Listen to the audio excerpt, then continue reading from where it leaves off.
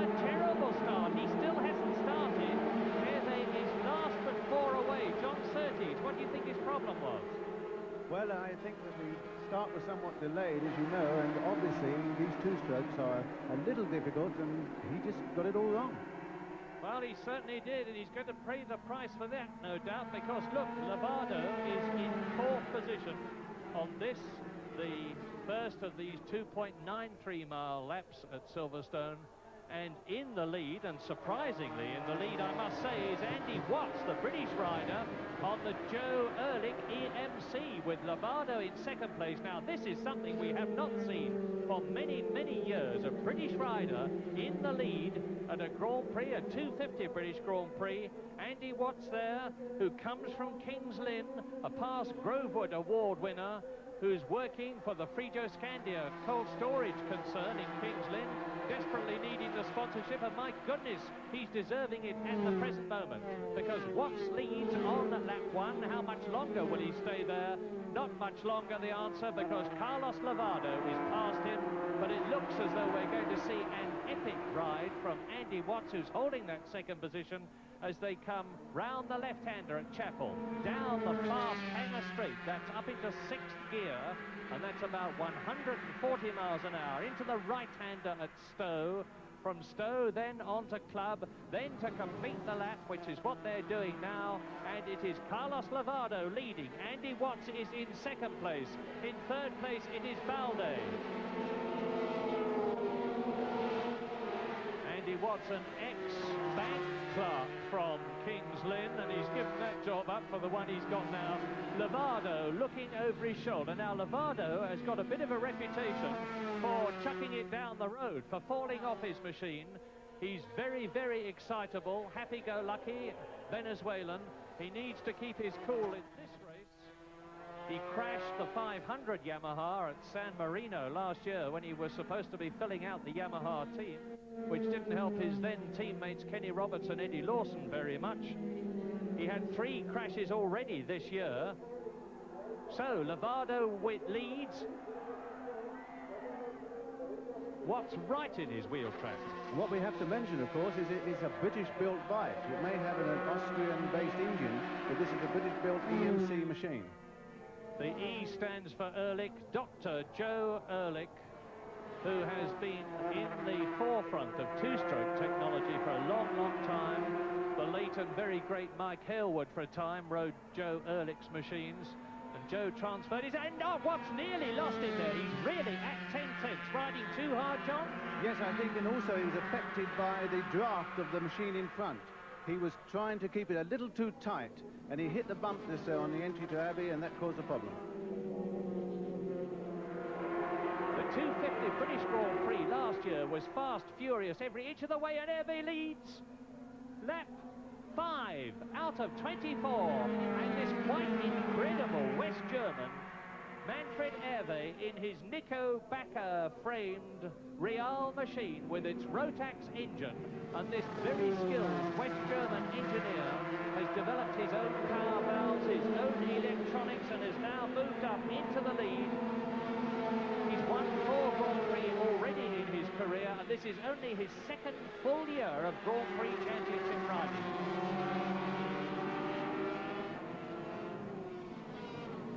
Silverstone is an extremely wide circuit, but there is in fact only one really fast line through the corners, and when you have a group like this tends to slow that section up. 7 Hervé leads, 1 Lovato 2nd, 30 Pons 3rd. Andy Watts has come up, and he's now in 4th position, and Thierry Espy is just ahead of Christian Sarrel. There is Wimmer, number 6. There is Watts, number 53. Here is the leader, Hervé. Watts is in 5th position now. Andy Watts, you can tell him by the very distinctive red crash helmet. It's Hervé, and Pons is 2nd. Lovato is down to 3rd position. So it's Real Machine leading, Cobas 2nd. 3rd is the Yamaha of number 1 world champion Lovato. 4th is Wimmer. 5th is number 53, Andy Watts.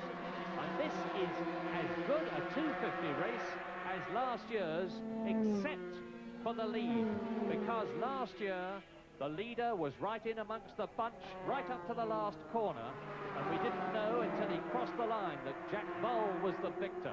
But it looks to me as though Hervé has broken away and has got enough of a cushion to preserve his lead, provided the machine continues. Agree, John? Yes, agreed, and particularly if they keep on spoiling each other. But Watts is right in there, and he's particularly noticeable with his very low riding style.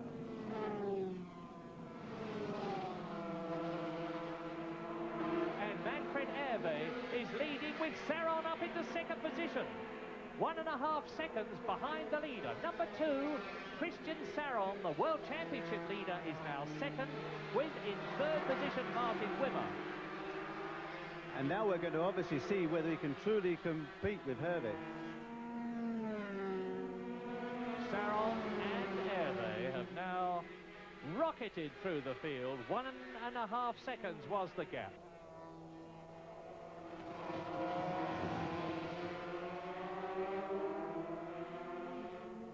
7, Hervé leads. 2, Saron second. Lovato, number 1 there, is in 4th place. In 3rd position, it's 30, Alfonso Pons. And a line astern. Yes, well, this is the only way they're going to actually pick the leader up, because if they keep on spoiling the corners by diving up the inside, it will create the problem. But Saron, of course, has got slightly away and is creating what we've talked about. Andy Watts is riding magnificently. There he is, number 53 in the black and white leathers, the red helmet on the British EMC Joe Ehrlich designed and built machine. And Andy, who's trying so hard to attract sponsorship for a full Grand Prix season in 1985, is riding the race of his life, and he certainly deserves it. And Hervé has now got the second and third men right with him. They close the gap. It's going to be an epic struggle for victory. Hervé leads, Saron second, Watts is up right with... He's in 3rd position. Andy Watts on the very rapid EMC is now in 4th position. Martin Wimmer is in 3rd position. What an incredible race is it. The 250 race has the reputation these days of being the one to watch. And just look at the way that Andy Watts has found some new reserves, and he's up into 3rd position. As he goes round the right-hander, Andy Watts on the EMC, the British rider from Kings Lynn, is in 3rd position. See the way he tucks himself down behind the fairing to reduce the frontal area of himself and the machine to the absolute minimum as he goes down the hanger straight at 140 miles an hour in 3rd place, behind Christian Saron second, Manfred Hervé the leader. The interesting thing is that he's holding his own down the straights, and Watts is riding a typical short circuit type of spoiling race by stealing up the inside, like you see there. And now, he's stolen up the inside into 2nd place. And one of the difficulties for the other riders here is that they all know each other, but the one they don't know is Watts. That's a good point. Andy Watts is a stranger on the shore, as it were, and now he's past Hervé and into the lead. Andy Watts, who led on the first lap, goes through into the lead, but immediately loses it, and he's going to try and retake it, and they're up with tail-enders as they come into Woodcote, and as they exit it, it is in the lead, Christian Saron. In 2nd place, it is Pons, Cito Pons, there he is, number 30. 3rd now is Lovato. 4th is Hervé, 5th is Watts. So in less than the length of the finishing straight, Andy Watts went from the lead down into 5th position. Yes, what he's got to be doing is thinking about where he can be on that last lap. This is vital that he gets good information from the pits. It's anybody's race. They're catching Graham Young, the Irish rider of the Spondon. Saron, Pons, Lovato is the order. 22 is the lap. 24 is the full race distance, 24 laps. Pons leads. Saron second. Hervé 3rd. Lovato 4th. Watts 5th. Wimmer 6th. Balde 7th. That machine of Pons certainly seems to have the speed down the hanger straight. And as John has pointed out, you really have to trust your fellow racers in an event like this. They are heeling their machines over at speeds of well over 90 miles an hour, sometimes about 120 miles an hour. On the corners, never mind the straights. 47 Young is going to be lapped in a moment by 8 people. That'll be an experience for him. And the first man to do it is going to be number 30, Cito Pons. Past Young he goes. Now Saron and Hervé, now Lavado, now Andy Watts, now Wimmer, and all of a sudden 8 men have gone past Graham Young, and we are on the last lap but one. 23-year-old Alfonso Pons from Barcelona, who broke his leg in a crash with Donny Robinson last year on his very, very quick Spanish Kovac Bass with its Rotax engine. 5 years experience. Look at the frame of that bike as much as you can.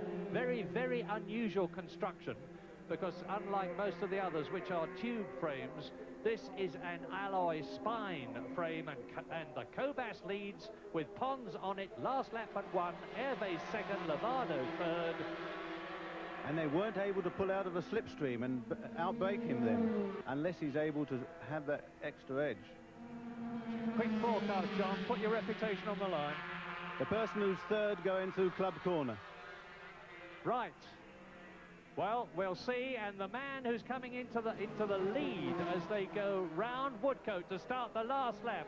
It's now Hervé over the lead with Saron into the lead with Saron in second place. Now, can Hervé break away? I very much doubt it. Andy Watts is in fourth position, just ahead of the fifth place man, Cito Pons, who was leading on the approach to this lap, with Balde in sixth position and Martin Wimmer in seventh place, and he could, the way they're racing and riding in this event, still win it. I don't think he will. It's Hervé now. Now we're coming into the right-hander. Now we're approaching the Chapel Straight, and then they go into Stowe, and then that vital corner, Club. They're down the Hanger Straight now. This is the last time, 140 miles an hour. And then it's Stowe, and then it's Club, and we'll see who is third at Club and whether he wins. It's Hervé leading, Saron second, Lavado third. And it certainly looks as though it's going to be Hervé first into Club. Well, Hervé must think he's got the way he's got away there. He must have been having a little in hand.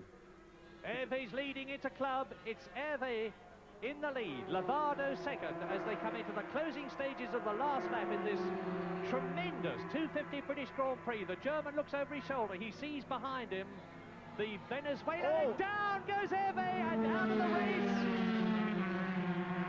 And he's all right. An incredible departure, and he's having the guts to get up and try and restart his machine. Meantime, into the lead goes Christian Saron, and he's going to win the British Grand Prix. Andy Watts is right up there with him, and Watts finishes a magnificent second place. A dynamic British Grand Prix, and the ride of the British Grand Prix, in spite of the fact that Christian Saron there, number 2, won it, has to be that of Andy Watts, with a superb manoeuvre in the last yards of the race as he went into Woodcote to finish in second place ahead of Carlos Lavado third. And there is the man who has just blown completely his World Championship chances. He's shrugging away medical assistance, and Manfred Hervé is probably furious with himself. Well, hats off to the organisation, because medical attention was there on the spot, and thankfully it wasn't needed. And there's confirmation of the result.